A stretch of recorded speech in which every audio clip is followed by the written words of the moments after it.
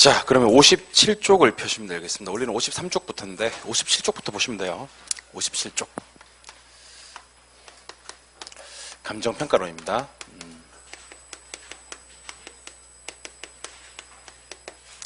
자, 감정평가론에서는 일단 요거부터 좀 출발할게요. 기준 시점이라는 거 좀 소개해 드리겠습니다. 기준 시점이라는 건 대상 부동산의 가격 조사를 완료한 날짜예요. 가격 조사 완료일자.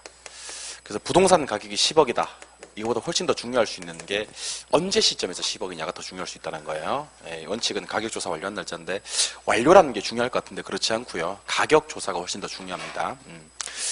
예외적으로 미리 정해져 있는 시점을 기준 시점으로 할 수도 있는데 미리 정해져 있는 시점이 기준 시점이 되기 위해서는요. 그 날짜로 가서 가격 조사가 가능할 때만 돼요. 그래서 너무 먼 과거나 너무 먼 미래는 절대로 기준 시점이 될 수가 없죠. 가격 조사가 가능한 가까운 과거나 가까운 미래가 기준 시점이 될 수가 있죠. 그래서 감정평가의 기준이 되는 시점, 기준 시점. 원칙적으로는 가격 조사 완료일자. 미리 정해져 있는 시점이 되려면 가격 조사가 가능해야 된다. 그 다음에 이거 해봐야죠.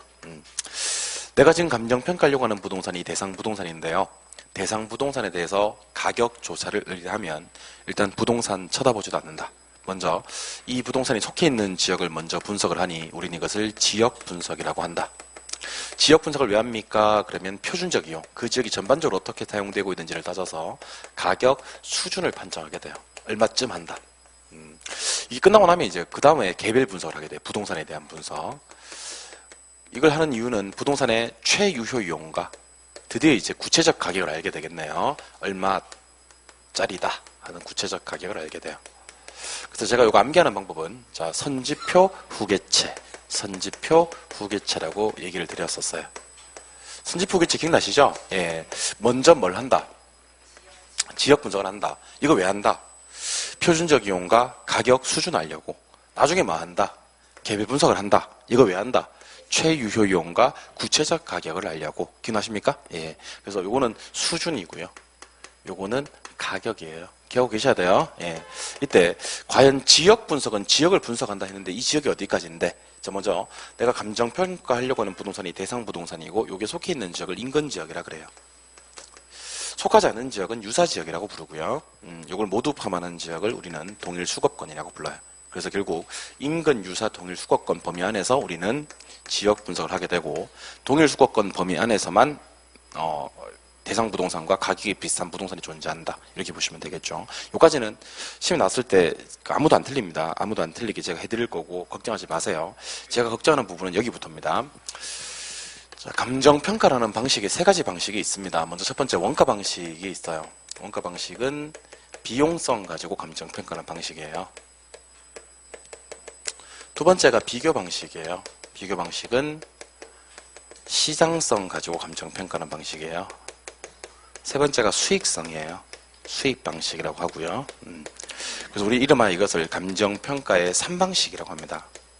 그래서 감정평가라는 세 가지 방식은 비용성에 근거하는 원가 방식, 시장성에 근거하는 비교 방식, 수익성에 근거하는 수익 방식이 있어요. 이것들로부터 각각 가격, 임대료를 구할 수 있네요. 가격, 임대료. 여기는 가격 한 번 더. 또 가격, 임대료를 구할 수가 있어요. 자, 먼저 원가 방식으로 가액을 구하는 건 원가법, 임대료 구하는 건 적산법. 이렇게. 비교 방식으로 가액을 구하면 거래사례 비교법, 임대료 구하면 임대사례 비교법. 따로 하나 기억하실 게 공시지가 기준법. 수익 방식으로 가액을 구하면 수익 환원법. 이건 다 적어 드릴게요. 임대료 구하면 수익 분석법이에요. 그래서 결국 원가 방식, 비교 방식, 수익 방식으로부터 가액과 임대료를 구하는 게 총 7가지 방법이 있으니 우리는 이것을 7방법이라 그래요. 7방법은 원가법, 적산법, 거래사례 비교법, 임대사례 비교법, 공시지가 기준법, 수익환원법, 수익분석법. 요 이름들을 다 기억하시고 가액 구하는 것만 따로 4개를 뽑을게요. 그러면 원가법, 거래사례 비교법, 공시지가 기준법, 수익환원법이고 임대료 구하는 것만 따로 3개 뽑을게요. 그러면 적산법, 임대사례 비교법, 수익분석법이 됩니다. 더 중요한 거 알려드릴게요. 가액 구하는 게 핵심이에요. 원가법, 거래사례 비교법, 공시지가 기준법, 수익환원법은 각각 어떤 물건에 적용을 하는데 하는 거 해야 돼요. 자, 원가법 적용하는 물건들은요. 주로 삼각자산의 건건항선이에요. 자, 따라해보죠. 건건항선. 자, 건건항선이 뭔지 대답해 볼래요. 건은요? 건물이요. 뭐 건설을 갑자기 건설이나 건물. 두 번째가 건설기계. 좋아하는 건설기 나왔네, 이제. 항공기, 선박. 이런 거 원가법 써요. 거래사례 비교법은 시장성이 있는 물건인데요. 어떻게 합니까? 시작. 염산과자동, 염산과자동. 자매품으로는 사금법인유, 사금법인유랑 사시지게면, 사시지게면도 있으니 많은 내용 부탁드려요. 염이 뭐예요? 염전, 산, 산림, 과수원, 자동차, 동산. 수익하는 토지는 무슨 법을 써죠? 공시거의 뭐 따로 기억하시고요. 수익환원법은 쓰는 물건은 수익성 있는 물건인데 주로 건으로 끝나는 애들이에요. 그래서 세 가지가 있는데 광어영 하면 돼요. 뭐요? 광어영. 광업건, 어업건, 영업건. 특히 시험에는 영업건이 주로 나온다 그랬었어요. 조심하셔야 될 거 몇 가지 있다 그랬죠. 같은 기계라도 시장에서 거래가 빈번히 이루어지는 자동차 동사는 무슨 법을 쓰고 거래사례 비교법을 쓰고 건설기계, 항공기, 선박처럼 거래가 잘 이루어지지 않는 기계만 원가법을 쓴다. 기억나시죠? 예. 그 다음에 토지만 있을 때는 무슨 법을 쓰는데? 공시가기준법. 건물만 있을 때는 원가법. 근데 이 토지와 건물을 무슨 평가할 때는? 일괄평가할 때는 무슨 법을 쓴다? 거래사례 비교법. 자, 아파트가 시험에 나올 때 이렇게 나온다 그랬어요. 집합 건물의 소유 및 관리에 관한 법률에 따른 구분 소유권의 대상이 되는 건물 부분과 그 대지 사용권을 일괄해서 평가한다 이렇게 나온다 그랬죠. 그럼 무슨 법? 거래사례 비교법. 그 다음에 산림 중요하죠. 산림은 산지와 임목으로 구분하지 않습니까? 이때 임목은 뭐예요? 거래사례 비교법이지. 근데 그 임목이 소경목림이면 원가법. 얘들을 일괄평가할 때는 거래사례 비교법. 그래서 결론 내드릴게요. 잘 보세요. 건건항선, 건물, 건설기기, 항공기, 선박 일단 원가법. 염산과자동, 염전, 산림, 가수원, 자동차, 동사는 일단 거래사례 비교법. 토지는 공시가기준법. 광어용, 광어권, 어업권, 영업권은 수익환원법이에요.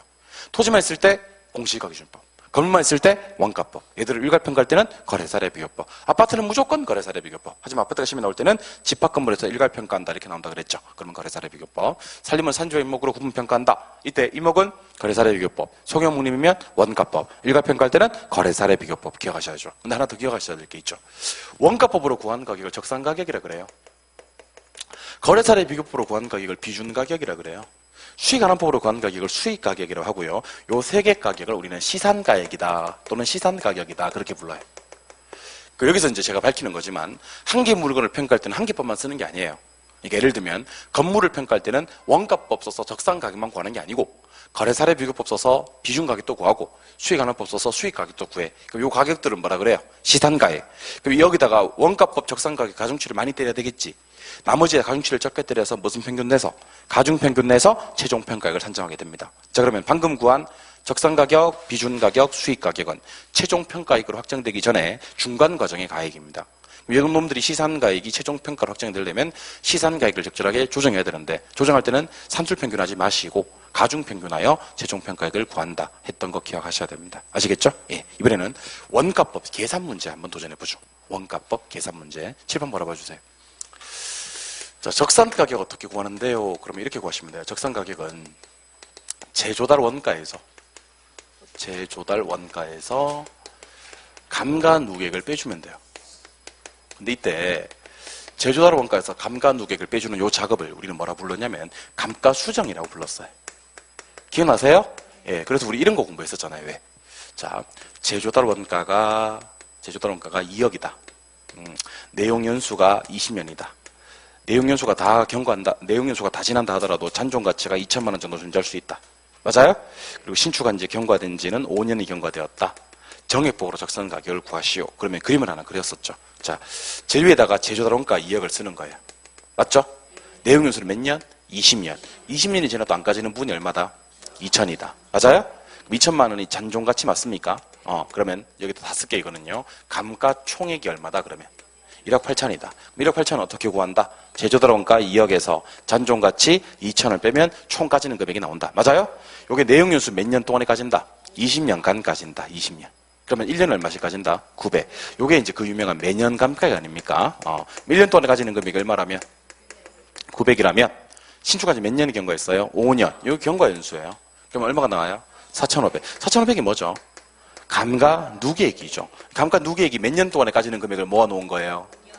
지금 현재 5년 동안 감가된 걸 모아놓은 금액이잖아요. 아까 제조달 원가 얼마나 그랬고 2억, 감가누계액 얼마? 4,500, 적산가격 얼마? 1억 5,500 이런 식으로 공부했었어요. 그래서 공부하는 방법. 자, 제일 위에 제조달 원가, 제일 밑에 잔존가치, 가운데 감가총액, 나누기 내용연수 그러면 매년 감가액 내가 다 아는 것 같은데 괜찮아요. 곱하기 경과연수 그러면 감가 누계 빼주면 적산가격. 결국에 내가 다 했네요. 그죠? 예. 제일 위에 재료다로하니까 제일 밑에 잔존가치 가운데 감가총액 나누기 내용연수 그러면 매년 감가액 곱하기 경과연수 그러면 감가 누계 빼주면 적산가격. 이게 원가법이었습니다. 이번엔 거래사례 비교법 한번 가보도록 할게요. 거래사례 비교법. 자, 거래사례 비교법은 이런 거예요. 일단 비준가격이라고 써봐야 되겠네. 비준가격. 자, 비준가격 구하는 공식은 거래사례 비교법으로 비준가격 구하는 공식은 사례가격 곱하기 사시지계면 사시지계면 하는 거예요. 사는 사정보정이에요. 시는 시점 수정이에요. 지는 지역 요인의 비교예요. 개는 개별 요인의 비교예요. 면은 면적 비교예요. 자, 일단 내가 감정평가하려고 하는 부동산이 여기 대상부동산이 여기 있어요. 대상부동산에 속해 있는 지역이 인근지역이고요. 속하지 않은 지역이 유사지역이고요. 이걸 모두 포함하는 지역이 동일수거권인데 동일수거권 안에 있는 부동산들은 대상부동산과 가격이 다들 비슷해요. 근데 유사지역에 특정 부동산이 얼마에 거래가 되어버렸냐면 5억에 거래가 되어버렸어요. 그럼 이 부동산을 거래사례부동산이다. 줄여서 사례부동산이라고 불러요. 그럼 여기가 5억에 거래되었으면 내 것도 5억 좀 하는 거예요. 여기서 중요한 게 하나 있어요. 잘 봐요. 나는 지금 무슨 부동산 가격이 궁금하냐면 대상부동산의 가격이 궁금해요. 그쵸? 예. 대상부동산은 어느 지역에 있어요? 인근 지역에 있어요. 그리고 아까 제가 소개해드렸는데 지금 지웠지만 감정평가할 때 항상 무슨 시점으로 평가한다? 기준 시점으로 정상적인 시장 가치로 평가하는 거예요. 그래서 제가 지금 얘기하고 싶은 얘기는 뭐냐면 내가 지금 궁금해하는 가격이 뭔지 알아야 돼요. 내가 지금 궁금해하는 가격은 인근 지역에 있는 대상부동산의 기준 시점에서 시장 가치가 궁금한 거예요. 제가 위치 정해 드릴 테니까 잘 보세요. 어느 지역에 있는 인근 지역에 있는 대상부동산의 기준 시점에서 시장 가치가 궁금한 거예요. 나는 지금. 근데 지금 실제로 거래가 있었던 부동산은 사례부동산입니다. 맞아요? 사례부동산은 보니까 유사지역에 있네요. 맞아요? 얘는 6개월 전에 거래가 있었어요. 그 시점을 거래 시점이라 그래요. 얘가 급매물일 수 있어 없어? 있어. 경매물건일 수 있어 없어? 있어. 그러면 저가로 거래가 되겠네? 맞아요? 사기, 강박, 착오에 의한 거래야. 그러면 고가로 거래될 수도 있네. 뭔 말인지 모르는 거야 이거? 그럼 저가로 고가로 거래된 걸 정상적인 시장 가치로 바꿔줘야 되잖아. 이게 뭐예요? 사정보정이에요. 거래 시점 가격을 기준 시점 가격으로 당겨와야 되잖아. 이게 뭐예요? 시점 수정이에요. 대상부동산이 속한 지역과 사례부동산이 속한 지역을 비교해야 되잖아. 이게 뭐예요? 지역 요인 비교예요. 마지막으로 물건끼리 비교해 줘야 되잖아요. 이게 뭐예요? 개별 요인 비교인데 이게 이제 계산 문제로 나올 때는 어떻게 나오냐면 이런 식으로 출제가 됩니다. 자, 7번 보세요. 항상 대상부동산 관련되는 건 위로 가요. 그리고 사례부동산 관련되는 건 아래로 가고. 그래서 우리 공부 이렇게 했었어요. 자, 7번 보시고. 사례부동산이 대상부동산보다 10% 열세다 이렇게 나온 거예요. 사례부동산이 대상부동산보다 10% 열세다 그러면 어떻게 하냐면 90분의 100 하는 거예요. 사례부동산이 10% 우세면 110분의 100 이렇게 하는 거고 대상부동산이 10% 열세면 100분의 90 하는 거고 대상부동산이 15% 우세면 100분의 115 이렇게 하는 겁니다. 알겠죠? 대상이 어떻다 그러면 어디 걸 조정? 위에 걸 조정. 사례가 어떻다 그러면 아래 걸 조정. 사례는 아래 거, 대상은 위에 걸 조정해서 우리 비중 가격을 선정하면 된다. 근데 이거는 작년 시험에 떠버렸다 그랬어요. 거래사례 비교법은. 그래서 이번에는 원가 방식이나 수익 방식 중에 계산 문제가 훨씬 중요한데 수익 방식이 좀 어려웠었어요. 요걸 갖다가 까먹기 전에 지금 다시 하게 되는 건 참 좋은 것 같아요. 보세요. 자, 수익 가격 구하는 공식은 부동산이 장래 발생할 것으로 기대되는 순수익을 환원율로 나누게 됩니다. 환원율로. 근데 이 환원율 구하는 방법이요. 자본 수익률 더하기 자본 회수율이에요. 근데 자본 수익률이 세 글자로 할인율이라고 했고 자본 회수율은 세 글자로 상각률이라고 했었어요. 기억나세요? 근데 자본 수익률이 할인율이라는 건 됐고 자본 회수율이 상각률이라는 게 이게 상당히 중요합니다. 이게 만약에 20년짜리 건물은 상각률이 20분의 1이라 그랬죠. 5%고 50년짜리 건물의 상각률은 50분의 1이라 그랬죠. 몇 프로? 2%다 그랬었어요. 기억나십니까? 예. 근데 토지는 환원율 구할 때 뭐만 본다? 자본 수익률만 본다. 근데 건물은 자본 수익률을 받고 뭐까지? 자본 회수율까지 본다. 되셨어요? 그래서 우리 이렇게 공부했었는데 기억이 날지 모르겠네. 환원율의 종류는 크게 두 가지 환원율이 있습니다. 하나는 개별 환원율이 있고 또 하나는 종합환원율이 있어요. 개별 환원율은 뭐냐? 토지하고 건물의 각각의 환원율을 얘기하는데, 토지하고 건물의 각각의 환원율은, 토지는 자본 수익률만 본다. 상각률이 제로니까. 건물은 자본 수익률을 받고 자본 회수율을 추가적으로 얹는다. 상각률까지를. 자, 그러면 제가 문제 이렇게 냈었습니다. 자본 수익률이 5%이다. 건물의 내용 연수가 20년이다. 이건 얼마 안 됐어, 이거 한지. 토지와 건물의 가격 구성 비율이 3대2다. 얼마 안 됐어, 이거 한지. 이 자료를 보고 종합 환원율을 구하시오. 문제가 이렇게 나왔다. 근데 제가 그랬었어요. 종합 환원율 구할 때도 뭐는 필요하다? 개별 환원율이 필요하다. 맞아요? 그럼 저 개별 환원율부터 구하는 겁니다. 토지는 개별 환원율 얼마? 5. 왜냐면 토지는 자본 수익률만 보면 되니까. 맞아요? 건물 얼마? 10. 이 10이 어떻게 나왔냐면 5 더하기 5 이렇게 했었어요. 첫 번째 5는 뭐고? 자본 수익률이고, 두 번째 5는 자본 회수율인데, 자본 회수율은 어떻게 구한다? n분의 1. 20년짜리니까 몇 분의 몇? 20분의 1. 10% 되는 것이. 3대2. 3대1은 5분의 3이 토지 거고 5분의 2가 건물 거라고 해서 우리 문제 이렇게 풀었죠. 5 곱하기 5분의 3 플러스 10 곱하기 5분의 2. 그럼 요거 땡땡하면 3. 땡땡하면 4. 7%가 그 유명한 종합환원율이다. 그랬었죠. 맞아요? 예. 요까지 구하면 사실 좀 대박이 날 수 있다는 얘기도 해드렸고. 근데 표정 보니까 대박은 잘 안 날 것 같고. 그쵸? 예. 감정평가론의 마지막이 그 유명한 부동산 가격 공시제도입니다. 자, 칠판 보죠. 자, 부동산 가격 공시제도는 첫 번째 표준지 공시지가가 있어요. 그 다음에 개별 공시지가가 있고, 표준주택 가격이 있어요. 개별주택 가격도 있고, 그리고 공동주택 가격이 있었어요. 그러면서 제가 이렇게 둘로 분지른 다음에 앞에 거 두 개는 토지에 대한 가격 공시. 맞아요? 예. 뒤에 거 세 개는 주택에 대한 가격 공시. 주택은 크게 무슨 주택과 단독주택과 공동주택이 있다 그랬었어요. 기억나시죠? 예. 제일 중요한 거 누가 공시하느냐인데, 싹 다 누가 공시한다? 국장이. 싹 다 국장이 공시해요. 그리고 개별 떴을 때만 누가 공시한다? 시장, 군수, 구청장이 공시한다. 기억나십니까? 그럼 대답 한번 해보세요. 표준지 누가 공시해요? 국장. 표준주택은요?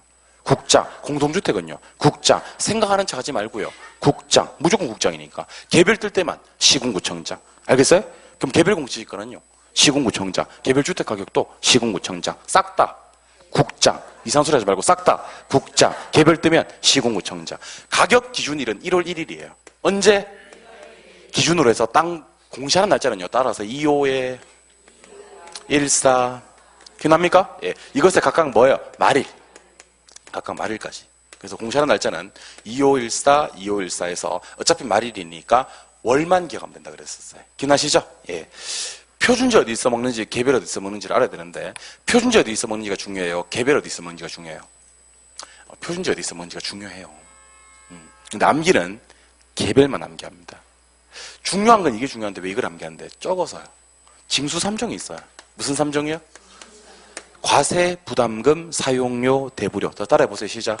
과세, 부담금, 사용료, 대부료. 과세, 부담금, 사용료, 대부료 외에는 싹 다 무슨 공시지가? 표준지 공시지가를 기준합니다. 그래서 이거는 그 외 이렇게 암기합니다. 그럼 대답하세요. 일반적인 토지거래 지표, 표준지. 뭔지 모르겠으면 표준지. 토지시장의 가격 정보를 제공해, 표준지. 국가 등 업무를 볼 때 기준으로 삼아, 표준지. 보상금 산정할 때, 표준지. 개별 공시지가 구할 때, 표준지. 개별 토지 가격 구할 때, 표준지. 지가 비준표 작성할 때, 표준지. 좀 쉬었다가 과세, 개별, 부담금, 개별, 사용료, 대부료, 개별 말고는 싹 다 표준지. 기억납니까? 예. 주택에서는요, 얘네 둘이 짝꿍이에요. 무슨 주택 가격과 개별 주택과 공동주택이 주택시장에 뭐를 제공하고, 가격 정보를 제공하고 과세 기준이 된다. 기억납니까? 예. 그럼 표준주택은 밑에 있는 무슨 주택? 개별주택 산정 기준으로만 활용을 한다. 되셨습니까? 예. 이의 신청 누가 합니까? 이의가 있는 자가 합니까? 누구한테 가서? 공시한 사람한테 가서 공시일로부터 얼마 이내? 30일 이내 서면으로 이의 신청하는 거 맞습니까? 예. 또 대답하세요. 표준지가 되기 위해서는 대표성, 중용성, 확정성, 안정성이 있는 땅을 표준지라고 하잖아요. 이거 50만 필지 뽑아가지고 시청, 군청, 구청에 있는 지적과에서 지가 비준표 배율 때려가지고 개별 공시가 구하잖아요. 근데 편지 공시가 언제 공시됐어요? 2월 말. 얘 개별 공시가 공시할 때 발표할 필요가 없어요. 표준지로 선정된 땅은 그 자체가 뭐가 된다? 개별 공시가가 되고, 뭐로 선정된 주택은? 표준주택으로 선정된 주택은 그 자체가 뭐가 된다? 개별 주택 가격이 된다. 되셨습니까? 끝. 저한테 뭐 더 바라는 게 있나요? 끝. 그럼 총정리 한번 해드릴게요. 총정리하고 집에 갑시다. 알겠죠? 네, 집에 갑시다. 감정평가에서 기준이 되는 시점을 기준 시점이라고 합니다. 기준 시점은 대상부동산의 가격조사를 완료한 날짜를 말합니다. 가격조사가 중요합니다. 완료는 별로 안 중요하네요. 미리 정한 시점이 기준 시점이 될 수도 있는데 그러려면 가격조사가 가능해야 됩니다. 감정평가는 순서는 먼저 지역 분석부터 해서 표준적 이용과 가격의 수준을 뽑아내야 돼요. 그러고 나서 이제 개별 분석을 하는 거지. 그래서 최유효 이용과 가격을 따지는데 이때 이 지역은 인근, 유사, 동일 수거권 내에 있어야 됩니다. 감정평가 3방식은요. 비용성의 원가 방식, 시장성의 비교 방식, 수익성의 수익 방식이 있고요. 7방법은 원가법, 적산법, 거래사례 비교법, 임대사례 비교법, 공시가 기준법, 수익환원법, 수익분석법입니다. 가액과 임대료 구하는 걸 분지르면요. 가액은 원가법, 거래사례 비교법, 공시지가 기준법, 수익환원법이고요. 임대료는 적산법, 임대사례 비교법, 수익분석법입니다. 원가법 쓰는 물건은요. 삼각자산의 건건항선, 건물 건설기기 항공기 선박. 거래사례 비교법 쓰는 물건은요. 시장성 있는 물건의 염산과자동, 염전살림, 과수원, 자동차, 동산. 토지는요. 공시지가 기준법이고 수익환원법 쓰는 물건은 광어형, 광어권, 어업권, 영업권입니다. 중요한 거. 토지, 공시지가 기준법. 건물, 원가법. 일괄평가, 거래사례 비교법. 집합건물의 소유 및 관리에 관한 법률에 따른 구분 소유권에 대상이 되는 건물 부분과 그 대지 사용권을 일괄해서 평가할 때는 거래사례 비교법. 산림은 산지와 임목으로 구분평가한다. 이때 임목은 거래사례 비교법을 쓴다. 그 임목이 소규모림이면 원가법을 쓴다. 얘네들을 일괄평가할 때는 거래사례 비교법을 쓴다. 기억하시기 바랍니다. 되셨어요? 네, 계속 갑니다. 원가법으로 부동산 가격, 이거 하기 전에. 원가법으로 구하는 가격은 적산 가격 그래요. 거래사례 비교법으로 구하는 가격은 비중 가격 그러고요. 수익환원법으로 구하는 가격을 수익 가격이라고 하네요. 이 가격들은 시산 가액이에요. 시산 가액은 최종 평가액이 되기 전에 중간 과정의 가액입니다. 이 가격들을 조정해야지만 최종 평가액을 도출할 수가 있는데 조정할 때는 산술 평균하지 마시고 가중 평균을 합니다. 즉, 한 개 물건을 감정 평가할 때는 한 개 법만 쓰는 게 아니고 세 개 법을 써서 세 개 가격을 다 구하는 거예요. 그게 시산 가액이고 원칙에 가중치를 많이 때려가지고 시산 가격을 조정하면 최종 평가를 구할 수가 있고 이 작업을 우리는 가중 평균, 시산 가격을 조정할 때는 가중 평균하는 작업을 거친다 하시는 겁니다. 원가법으로 가액을 구하는 게 적산 가격이라고 그랬잖아요. 그죠? 이거는 제조달 원가에서 감가 누객을 뺏어 구해요. 제일 위에 제조달 원가가 있을 거 아니에요. 제일 밑에 잔존 가치를 깔아버리고 가운데 감가 총액을 먼저 구해요. 나누기 내용 연수 해버리면 매년 감가액이 나오겠지. 그 매년 감가액에다가 곱하기 경관수를 때려요. 그러면 감가 누객이 나오죠. 그 감가 누객을 제조달 원가에서 빼주면 적산 가격이 나옵니다. 숫자를 넣어서 기억해보면 2억에다가 2천을 빼요. 1억 8천이 나오지. 나누기 20년 때려요. 900이 나오지. 곱하기 5년을 때려요. 4,500이 나오지. 빼주면 1억 5,500이 나와요. 그게 적산 가격입니다. 거래사례 비교법 적용해 보겠습니다. 비중 가격 구하는 방식은 사례 가격 곱하기 사시지계면 사시지계면인데 사시지계면이 뭔지 알아야 됩니다. 잘 보시고요. 내가 지금 궁금한 가격은요. 인근 지역에 있는 대상 부동산의 기준 시점의 시장 가치가 궁금해요. 근데 고가나 저가로 거래가 되어버렸어. 이거 시장 가치로 바꿔야 될 거 아닙니까? 사정 보정. 거래가 있었던 시점의 가격을 기준 시점으로 땡겨와야 될 거 아닙니까? 이거 시점 수정. 사례가 속한 지역과 대상이 속한 지역을 비교하는 작업을 지역 요인 비교, 물건끼리 비교하는 작업을 개별 요인 비교인데 이렇게 비교할 때 항상 대상은 위로 올리고요. 사례를 밑으로 내려요. 그래서 사례가 10% 열세다 90분의 100. 사례가 10% 우세다 110분의 100. 대상이 10% 열세다 100분의 90. 대상이 10% 우세다 100분의 110 이렇게 하시면 됩니다. 수익 가격 구하는 방법은요. 장래 발생되는 순수익을 환원율로 나누는데 환원율은 자본 수익률 더하기 자본의 수율, 할인율 더하기 상각률이라 그래요. 상각률은 n분의 1로 구하고요. 50년이면 50분의 1에서 2%, 20년이면 20분의 1에서 5%예요. 그래서 혹시 자본 수익률이 5고 건물의 내용 요소가 20년이면서 토지와 건물의 가격 구성비가 3대 2일 때 종합 환원율을 구하라고 한다면 혹시 토지 환원율이 만약에 5다. 자본 수익률이 5였으니까 건물 환원율은 10이다. 왜 10이냐면 5 더하기 5. 두 번째로는 20분의 1. 가격 구성비는 3대 2. 그럼 5 곱하기 5분의 3 플러스 10 곱하기 5분의 2 하면 7% 나와요. 제가 왜 숫자까지 자꾸 강조를 하냐면요. 숫자까지 외워버리는 게 제일 좋아요. 5 곱하기 5분의 3 플러스 10 곱하기 5분의 2까지 외워서 7까지 외우는 게 좋다고. 지금 그 숫자가 시험에 그대로 나와버리겠네. 그럼 내가 미쳐버리는 거예요. 숫자는 바뀌어서 나오지. 당연히 바꿔서 나오지. 다른 숫자로 나오지. 그럼 그 다른 숫자를 대입하면 되는 거예요, 나중에는. 알겠어요?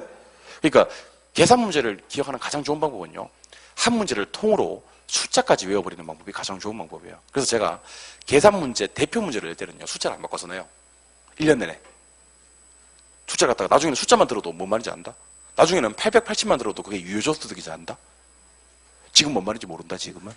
나중에 숫자만 딱 들으면 1억 5,500금 적산가격, 2억 제조달 원가, 2천 잔존가치, 1억 8천 감가총액, 20년 내용연수, 900 몇년 감가에, 5년 경과연수, 4,500 감가 누계, 1억 5,500 적산가격 바로 한다니까. 5% 자본 수익률, 토지 하는 이율, 10% 5 더하기 5 건물에 하는 이율, 두 번째 5는 20분의 1. 그럼 5 곱하기 5분의 3 플러스 5 곱하기 5분의 2 하면 10 곱하기 5분의 2 하면 7%로 종합하는 이율. 이렇게. 부동산 가격 공시제도. 토지는 표준지 공시일까 개별 공시일까? 주택은 표준주택가격, 개별주택가격, 공동주택가격인데 표준주택과 개별주택은 단독, 공동주택은 그냥 공동이에요. 누가 공시합니까?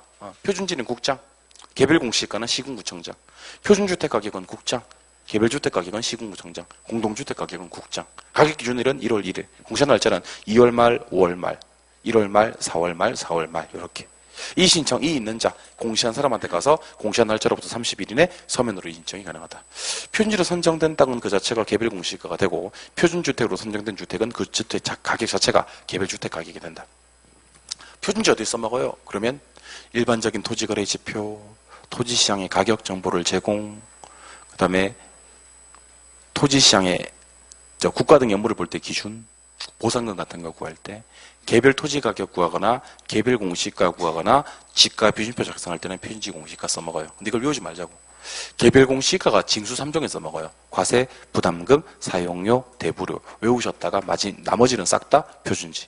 주택은 몇 개 안 되니까 다 외웁시다. 표준주택 가격은 바로 밑에 있는 개별주택 가격 산정 기준. 주택에서 짝꿍 두 가지는 개별주택과 공동주택이 주택시장에 가격 정보를 제공하고 과세 기준으로 쓰인다. 그래서 주택에서는 짝꿍이 개별주택과 공동주택이지 표준주택은 써먹을 데가 없다. 굳이 써먹으라고 한다면 개별주택 산정 기준으로만 쓰인다. 요걸 기억해 주시면 좋겠습니다. 알겠죠? 이렇게 해서 우리 거의 근 2달 동안에 수업했던 내용을 3시간도 아니에요. 지금 2시간 반밖에 안 지났어요. 2시간 반 만에 모두 정리를 해드렸습니다. 제가 이 수업을 한 이유를 집에 가셔야 돼? 싸던 거 맞았어? 괜찮아. 할 말이 좀 남아서 그랬는데 가셔도 돼. 싸. 자, 제가 그랬죠. 가방을 싼 사람하고 안 싼 사람하고 엘리베이터 앞에 가면 다 만난다는 거. 엘리베이터 앞에 가면 다 만난다는 거. 싼 자가 많이 빨리 가야 되는데 그렇지 않다는 거. 안 싼 자가 좀 늦게 가야 되는데 그렇지 않다는 거. 엘리베이터 앞에 가면 다 만난다는 거. 알겠죠? 싼 자와 안 싼 자 별로 차이 없다는 걸 기억하시면서 다시 한번 들어주세요. 인사도 해야 되고 우리 좀 있으면 크리스마스고 우리 내년에 뵙는데 새해 인사도 해야 되고 내가 할 말이 좀 있잖아요. 그죠?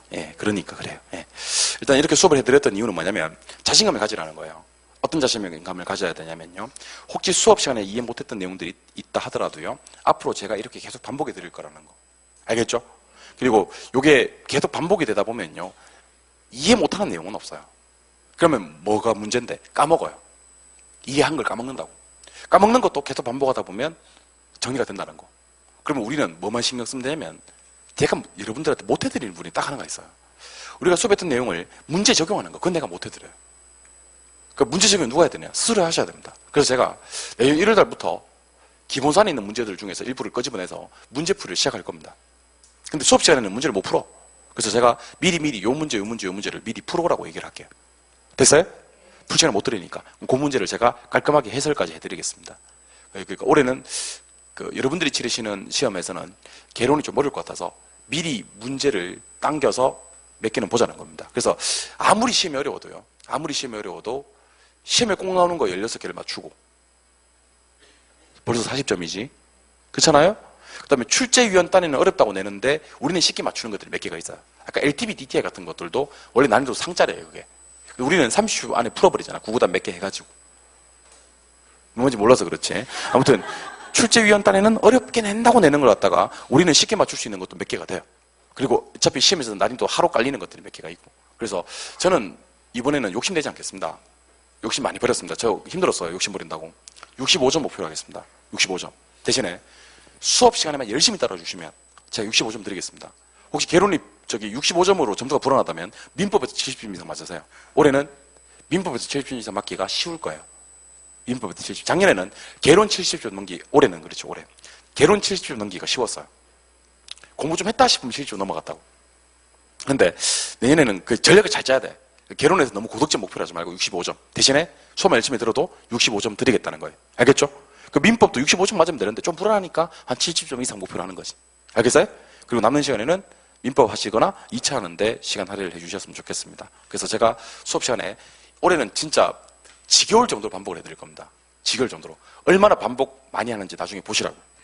지금 수업 들으셨던 분들 내 얼굴 다 기억하거든.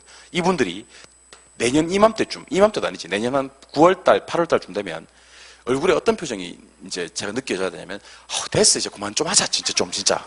알겠다고 좀. 그래, 지겨워할 수 있는 표정 기대하겠습니다.